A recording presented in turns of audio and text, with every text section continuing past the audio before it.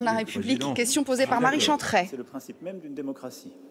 Et qu'en vertu de notre Constitution, le droit de manifester puisse s'exercer comme il s'exerce dans toutes les démocraties de notre continent et ailleurs. Et je fais confiance aux organisateurs de ces manifestations pour que cette expression légitime de désaccord puisse se faire sans créer trop de désagréments pour l'ensemble de nos compatriotes et évidemment sans débordement, ni violence, ni dégradation.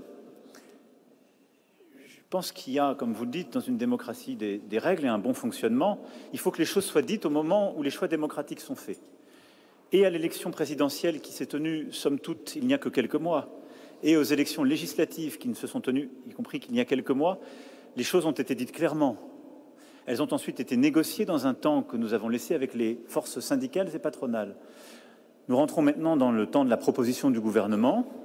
Elle va donner lieu à un travail démocratique parlementaire qui permettra à toutes les forces politiques à l'Assemblée et au Sénat de s'exprimer, d'enrichir le projet et de pouvoir aller au terme d'une réforme qui est une réforme qui a donc été démocratiquement présentée, validée, qui est une réforme surtout juste et responsable. Et il suffit de regarder partout ailleurs en Europe et de voir que la France s'est un peu décalée et que si nous voulons être justes entre les générations et sauver notre système par répartition, nous devons faire cette réforme. Dans des pays qui vivent de plus en plus longtemps, où nous avons créé des systèmes justes et forts qui reposent sur l'égalité entre les générations, à des moments où vous avez de moins en moins d'actifs et de plus en plus de retraités, si vous voulez que le pacte entre les générations soit juste, il faut procéder à cette réforme. Et donc nous le ferons avec respect, esprit de dialogue, mais détermination et esprit de responsabilité. Jordi Armenteras, de RACU. Sí, ¿qué tal? Buenas tardes. Bonsoir. Buenas tardes y muchas gracias. Alors voilà, on la fera avec esprit de responsabilité et esprit de dialogue. Comment, Damien Fleureau, dit-on, ce texte existera avec du dialogue? Bon, on s'interrogeait sur la façon dont Emmanuel Macron allait s'exprimer en dehors du territoire national à l'occasion de ce déplacement à Barcelone sur cette actualité brûlante, actualité sociale. Il a pris son temps et il a dit beaucoup de choses sur les manifestations qui doivent se dérouler, mais sans trop de désagréments, ni débordements, ni dégradation. Donc ça, c'est déjà un message envoyé aux organisateurs. On connaît cette musique depuis quelques années maintenant et on connaît aussi la réponse des organisations syndicales qui appellent à descendre dans la rue. Elles ne sont pas responsables, bien évidemment, des débordements parce que ces débordements sont le fait de quelques casseurs. Lucas Dachiela nous le disait. Ils sont visiblement présents aujourd'hui à Paris. Et puis Emmanuel Macron, il revient sur les temps démocratiques et les choix des Français à l'occasion de ces temps démocratiques. La présidentielle, les législatives. Il évoque même le débat au Parlement. Donc, en clair, les réformes, dans les urnes, les Français valident ou pas, puis au Parlement, les représentants de la nation modifient ou pas le texte. En fait, Jean-Marie Le Guen, ce qu'il dit là, Emmanuel Macron, on va rester un peu sur sa prise de parole. En gros, ce qu'il dit, c'est on vous a pas pris en traître.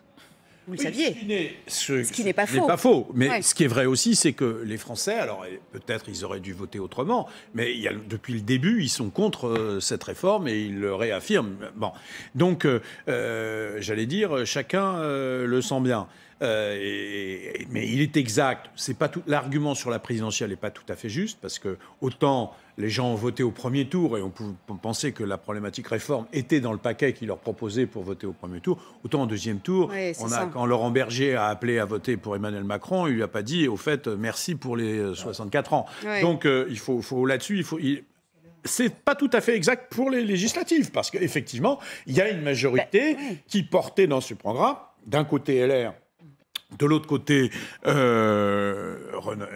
Renaissance portait l'idée d'une réforme avec une mesure d'âge. Donc, l'argument législatif est assez exact. Cela dit, nous sommes dans une démocratie sociale où on ne contente pas d'une décision politique pure, elle doit être évidemment améliorée. L'argument, moi je trouve par contre l'argument de la justesse entre des générations, autant d'autres arguments économiques me paraissent tout à fait audibles, mais le grand absent de cette réforme, c'est l'effort que devrait ou pourrait faire, non pas les retraités, mais en tout cas un certain nombre de retraités. Et s'il y a un problème quand même dans les conflits de génération, même si personne n'a intérêt à les alimenter, c'est le fait que ce sont essentiellement les actifs qui vont porter cette réforme et qu'une partie, et on sait pourquoi les inactifs et les retraités ne sont pas touchés, non pas au nom du sacro-saint pouvoir d'achat, parce qu'on aurait pu tout à fait préserver des petites retraites et être plus actifs, plus dirigistes sur des retraites plus importantes, c'est tout simplement pour des raisons de socle électoral. Donc on voit bien qu'il y a là une lecture politique qui n'est pas du tout celle qu'il dit. C'est-à-dire que oui, les actifs sont mis plutôt à contribution plus que les retraités, alors qu'on sait que et le patrimoine et le revenu des retraités dans ce pays est disons, plus substantiel. Je vous en prie. Allez-y, Jérôme. Sur ce que dit Emmanuel Macron, car avec Jean-Marie Le Guen, nous franchissons plusieurs étapes à la fois. Sur ce qu'a dit Emmanuel Macron, c'est très important. Il a donné la double thématique centrale qui va venir, c'est-à-dire que la démocratie politique doit l'emporter sur la démocratie de la rue ou la démocratie des sondages d'opinion. C'est un axe majeur. Il y a eu des élections, je l'ai dit. C'est un progrès par rapport aux réformes de retraite précédentes qui ont été faites et où rien n'avait été dit sur ces sujets. Je rappellerai à Jean-Marie Le Guen qu'en 2012, François Hollande a été élu et à l'époque, la gauche annonçait qu'elle allait revenir aux 60 ans si elle gagnait les élections. C'était la thèse. En 2010, la gauche s'était engagée à le faire. Ça n'a pas été du tout. Ça recommence là, d'ailleurs. Chaque fois que la gauche est au pouvoir, elle respecte en fait les réformes de retraite précédentes. Ça, les Français l'ont dans la tête, ils le savent. Donc la démocratie politique doit l'emporter. C'est le message du président. Et à l'arrivée, c'est le Parlement qui vote la loi. Oui. Et le Parlement votant la loi, il donne la force et la légitimité à une décision. Ce sera l'axe. Et le deuxième axe, c'est contre les désordres. Et donc ça, et le président anticipe sur le fait qu'un conflit dans la France de contestation d'aujourd'hui, forcément, il y aura des violences, des affrontements, des débordements. Et donc, le président s'apprête, dans cette condition-là, à passer du président qui veut la réforme au président qui, en même temps, veut aussi l'ordre. L'ordre, et oui, c'est ça. Et en passant de la réforme à l'ordre, il élargit son socle politique de soutien et, à ce moment-là, peut gagner conflit sur la durée, mais un conflit qui sera dur. C'est vrai que c'est intéressant, Olivier, ce que dit Jérôme Jaffray.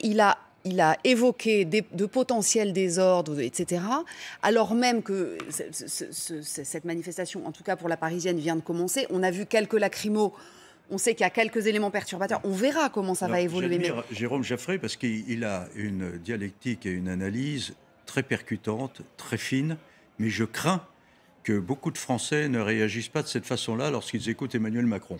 Ils ont entendu, ceux qui l'auront entendu, ils auront entendu un discours tout à fait normalisé, que chaque chef d'État tient en pareil cas, pas de désordre, on ne reculera pas, c'est au subliminal ce qu'il a dit, et voilà. Alors que le pas de désordre, évidemment, ça joue, et d'ailleurs, je pense que les Français n'ont pas besoin d'Emmanuel Macron, ceux qui refusent les désordres, ils n'ont pas besoin d'Emmanuel Macron pour ne pas vouloir de désordre et peut-être même renoncer à aller manifester ultérieurement si jamais il devait y en avoir.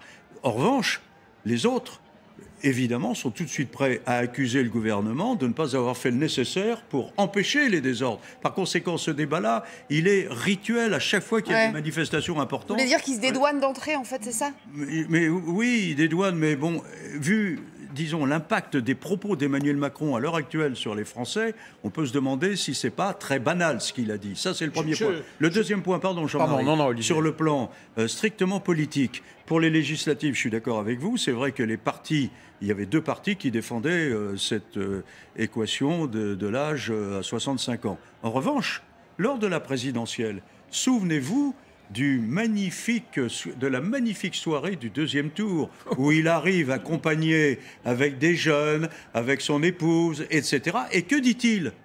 Qu'il a parfaitement conscience que beaucoup de Français n'ont pas voté pour lui, mais ils ont voté comme ça pour faire barrage à quelqu'un d'autre, qu'il ne nommait pas. Mais enfin, on avait bien compris de qui il s'agissait. Et qu'il prenait l'engagement d'en tenir compte. Et ce soir-là, il ne dit pas un mot sur la réforme des retraites. Pas un. C'est pas le moment. Un mot. Au soir du deuxième tour même, sur la réforme il des peut dire retraites. ce qu'il va faire.